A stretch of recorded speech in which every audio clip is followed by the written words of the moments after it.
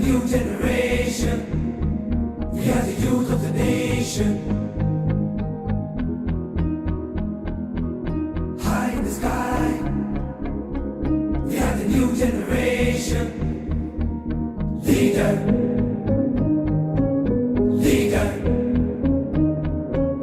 Ladies and gentlemen, welcome to Leaders Dialogue.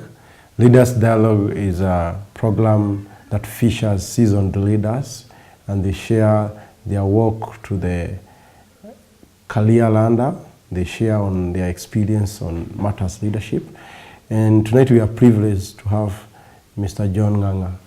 Welcome so much, Mr. John Nganga. Mr. John Nganga is a renowned author of 10 books. He's also a renowned public speaker. And tonight we want to deal with the issue of teamwork. Mr. John Nganga, once again, welcome. Thank you. The issue of teamwork, what is the place of teamwork in matters leadership? I think the first thing we want to do is to define a team. Mm-hmm. 4 things are required before you can call yourself a team. Yes. Number 1, you must be more than one. You cannot call yourself a team when it's just one of you. Yes. So you must be 2 or more people.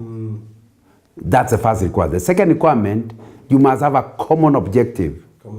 These people who are together have many interests, but they are only called a team when they have an interest that is common among them. Yes. So a common goal, a common interest is a second requirement. Number 3, you cannot be a team when you do not have clarity on who does what.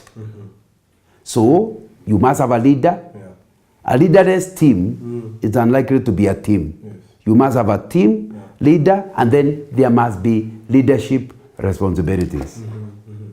And then finally, for you to be a team, there must be a way of everybody gaining out of that team. Yes. Because there must be a way everybody is, we are all trying to get something, we all benefit. If the leader is the one benefiting and the others are not, that's not called a team. No.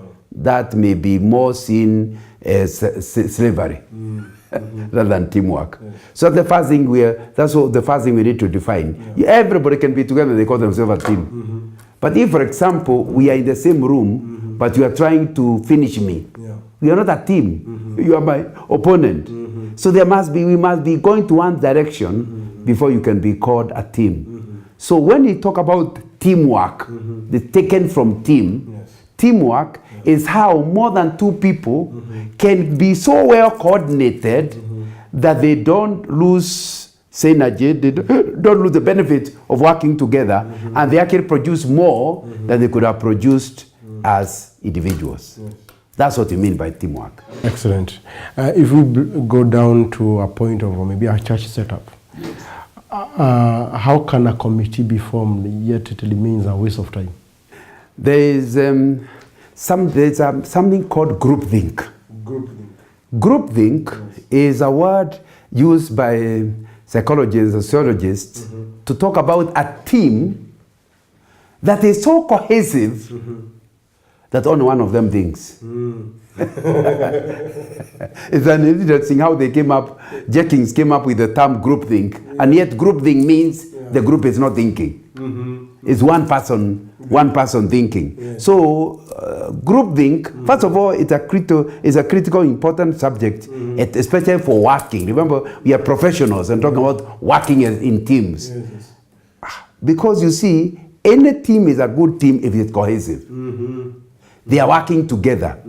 They are coordinated. But the same cohesiveness reaches a point and becomes negative. Yes. Because if cohesiveness becomes an end in itself, in other words, you had an interest, a common objective, but now cohesiveness has become like an end in itself.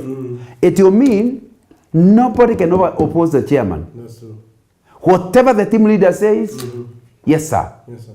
So what does that mean? You end up with every brain being switched off, except the brain of the leader. Now, the best thing in such a team is break it up. Because you are not benefiting the leader at all. He's the one who thinks, the one who decides, he's doing everything. So why call it to a meeting?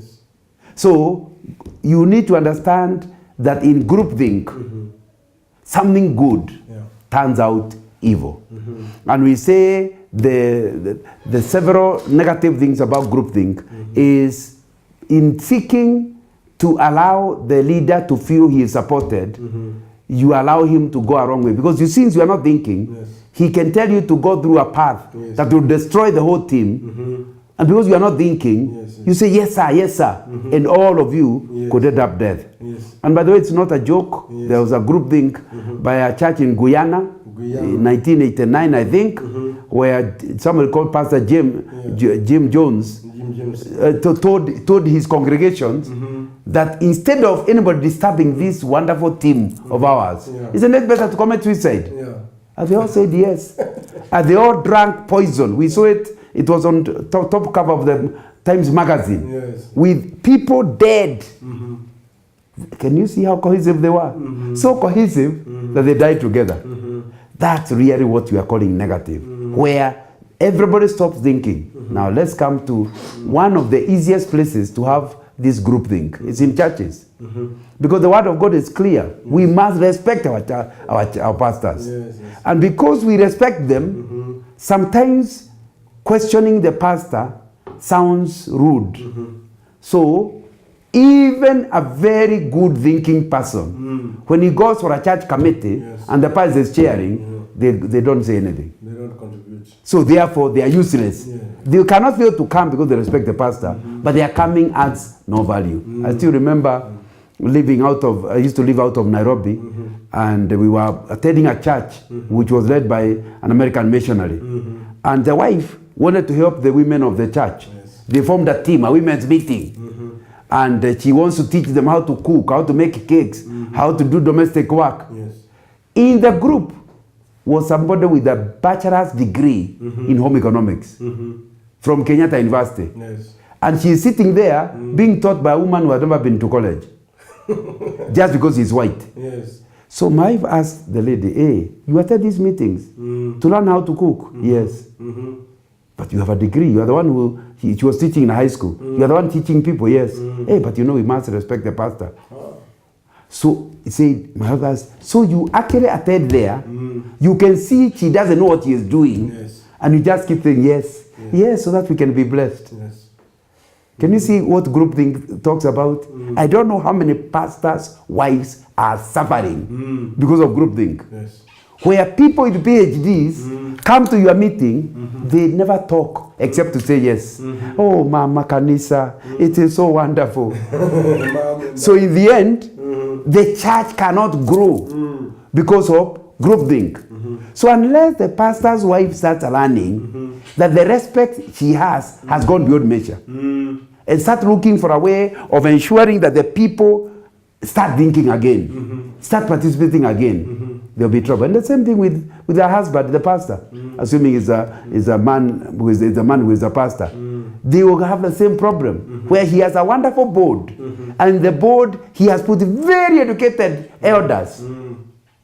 But when he says, let's buy a red car, there is an engineer, automotive engineer there, and he just says, yes, that's wonderful. When he knows the red car is a bad car, but he does not want to disagree with the pastor. That is what groupthink. And many religious organizations suffer from groupthink. I hear, I'm not sure about it, but I hear J.F. Kennedy was so bright, so gifted, that his team of advisors had suffered from groupthink.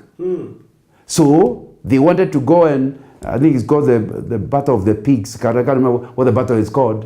And he wanted advice. But he seemed so clever, whatever he said, because they wanted to get rid of the Russians next door with Fidel Castro. But when they went, they were defeated.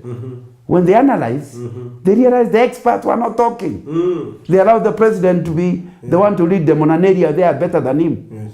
So you need to understand in teamwork, one of the things every team leader must fight is groupthink. The cohesiveness that stops everybody else participating, and the leader is the only one who is thinking. Talking about teamwork in an African setup, in our leadership in countries, in nowadays this institution that have come with devolution. There's this mentality that the Africans need dictators. So we are persuaded that if a leader is just dictating, that's the way to progress. What would be our to, let's say, leaders of the nation and leaders in our devolved units concerning the need of teamwork? Yeah, you know, when you have a dictator, I don't call it a team. Not Because you see, you only do what you are told. Yes. You are told jump, you ask how high, not why am I jumping. That's what dictators do. Yes. They don't like to be questioned. If you question them, they fire you.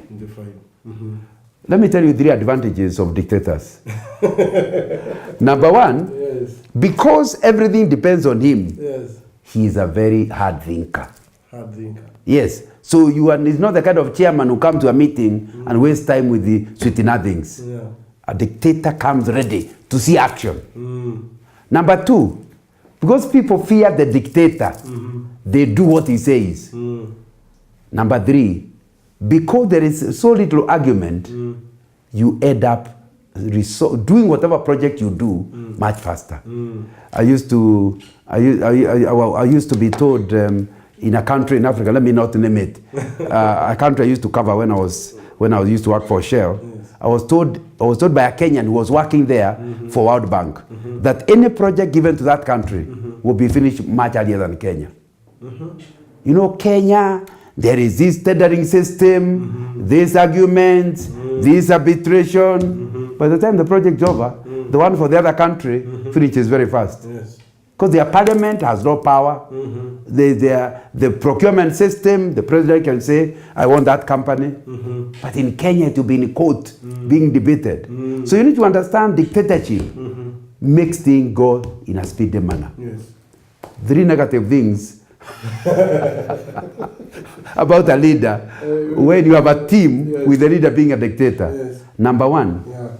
he hardly can enjoy the advantage of the thinking of his subordinates. Oh, that's true. They only think who is told to think. So what that does is Yeah. they will have speed, but it will not go very far. Somebody said, and I agree with him, if you want to go fast, Yes. go alone. So the dictator goes alone. Yes.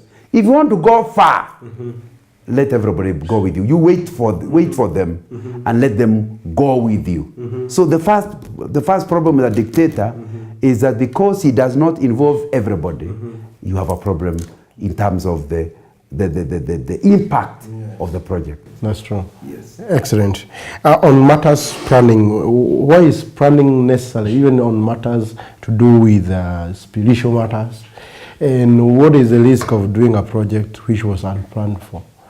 Planning is important, but maybe just before we go to that one, I've just remembered there's something I didn't cover about. I said that there would be 3 points of a dictator, and I think I gave only 1. Yes. I think it will be important to explain clearly that when you have a dictator, you have a second problem. People try to overthrow him. That's true. So it may not last very long. Yeah. Yeah. It results in revolutions and all those things. Yeah. Okay.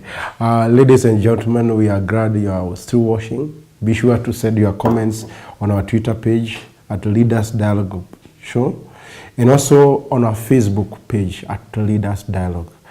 We'll be right back. Leader.